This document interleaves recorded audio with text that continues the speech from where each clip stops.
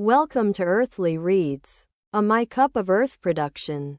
I'm thrilled to introduce you to a brand new children's story that will transport you to a world of wonder and magic. Asterisk asterisk in a land of magical creatures.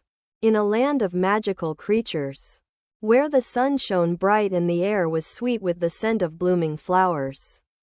A young fairy named Luna lived in a tiny village nestled between two great oak trees. The villagers were known for their kind hearts and gentle ways, and Luna was no exception. She had wings as delicate as a butterfly's and hair as bright as the morning dew. Luna loved to explore the surrounding woods, where ancient trees whispered secrets to the wind and animals roamed free.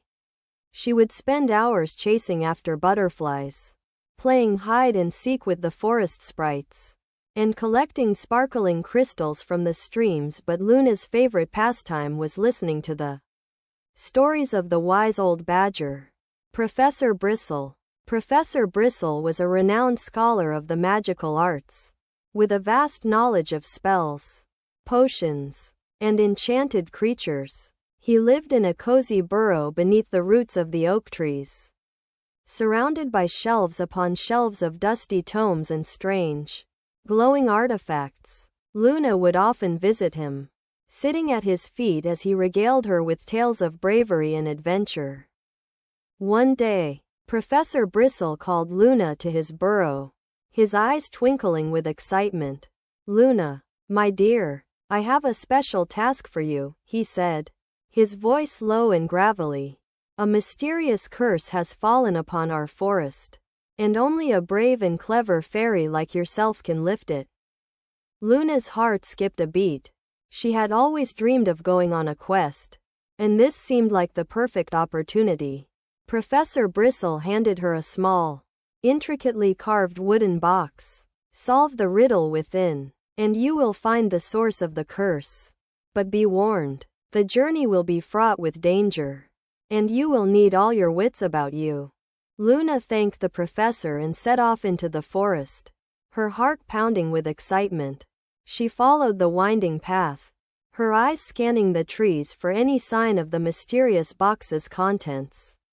As she walked, the forest grew darker and more ominous, the shadows twisting into strange and menacing shapes.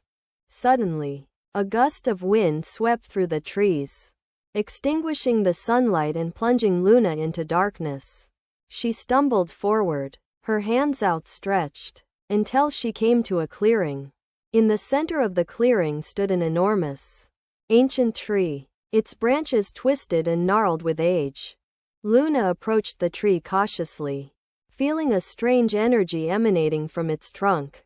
As she reached out to touch it, the tree began to glow with a soft, ethereal light. The light took the shape of a riddle, etched into the bark, where shadows dance, and moonbeams play. Seek out the source of darkness's sway. In twilight's hush, where creatures roam, find the key to break the curse's dark home. Luna pondered the riddle, her mind racing with possibilities. She knew that the forest was home to many creatures that roamed under the cover of darkness, from the mischievous sprites to the wise and ancient owls. But which one held the key to breaking the curse? As she stood there, a faint rustling sounded through the underbrush. Luna's eyes adjusted to the darkness, and she saw a figure emerging from the shadows. It was a sleek and mysterious creature, its fur as black as coal, its eyes glowing like embers. "Greetings, little fairy," the creature said in a low, smooth voice. "I am Raven, a servant of the night. I sense that you are on a quest to lift the curse. Tell me, what do you know of the darkness that has fallen upon our forest?" Quote, Luna explained the riddle and her theory about the source of the curse.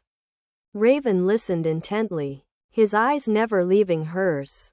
When she finished, he nodded thoughtfully. "I know of the darkness you speak of," he said.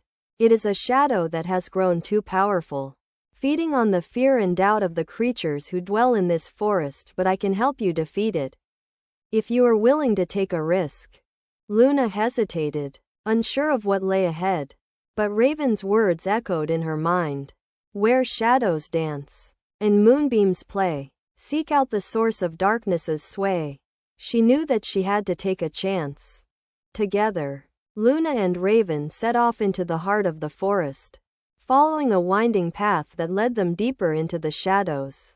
They walked for hours, the darkness growing thicker and more oppressive with every step.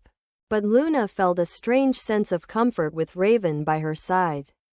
His presence a reminder that she was not alone. As the moon began to rise, casting a silver glow over the forest, Luna and Raven came to a clearing. In the center of the clearing stood an enormous, dark crystal, pulsing with an otherworldly energy. Raven gestured to the crystal, his eyes gleaming with a knowing light. This is the source of the curse, he said. But to break it, you must first confront the darkness within yourself. Luna felt a shiver run down her spine.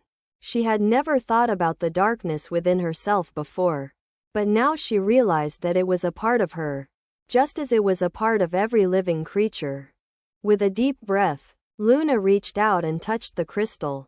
The energy surged through her, and she felt the darkness within her begin to stir. But Raven was there, his presence a beacon of light in the darkness.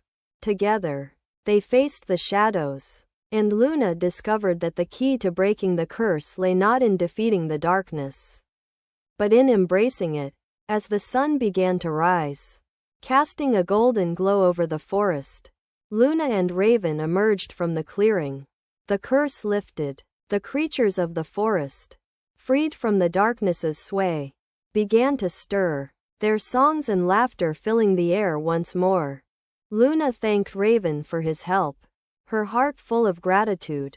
She realized that the journey had been about more than just lifting a curse, it had been about facing her own fears and doubts, and embracing the darkness within herself. As she flew back to her village, the wind ruffling her wings, Luna knew that she would never forget the lessons she had learned on her quest, and she knew that she would always carry the magic of the forest with her, shining like a beacon in the darkness. Don't forget to like, comment, share, and subscribe.